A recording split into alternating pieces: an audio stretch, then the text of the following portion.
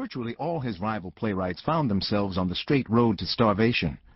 Shakespeare, by contrast, made enough money to buy one of the best houses in the hometown to which he retired in his early 50s, a self-made man. This is a book, then, about an amazing success story that has resisted explanation. It aims to discover the actual person who wrote the most important body of imaginative literature of the last 1,000 years. Or rather, since the actual person is a matter of well-documented public record, it aims to tread the shadowy paths that lead from the life he lived into the literature he created. Apart from the poems and plays themselves, the surviving traces of Shakespeare's life are abundant but thin. Dogged archival labor over many generations has turned up contemporary allusions to him, along with a reasonable number of the playwright's property transactions, a marriage license bond, christening records, cast lists in which he is named as a performer, tax bills, petty legal affidavits, payments for services, and an interesting last will and testament, but no immediately obvious clues to unravel the great mystery of such immense creative power.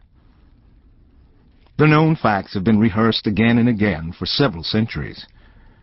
Already in the 19th century there were fine, richly detailed, and well-documented biographies, and each year brings a fresh crop of them, sometimes enhanced with a hard-won crumb or two of new archival findings.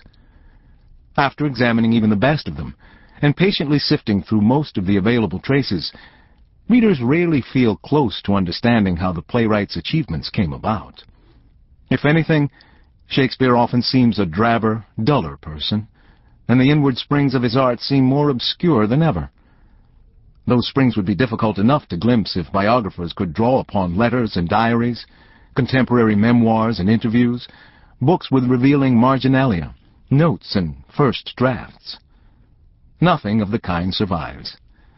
Nothing that provides a clear link between the timeless work with its universal appeal and a particular life that left its many scratches in the humdrum bureaucratic records of the age. The work is so astonishing, so luminous, that it seems to have come from a god, and not a mortal, let alone a mortal of provincial origins and modest education. It is fitting, of course, to invoke the magic of an immensely strong imagination, a human endowment that does not depend upon an interesting life.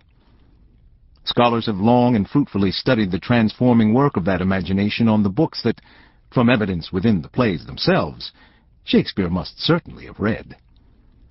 As a writer, he rarely started with a blank slate. He characteristically took materials that had already been in circulation and infused them with his supreme creative energies.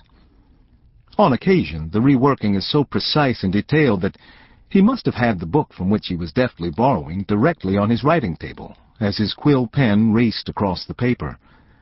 But no one who responds intensely to Shakespeare's art can believe that the plays and poems came exclusively from his reading.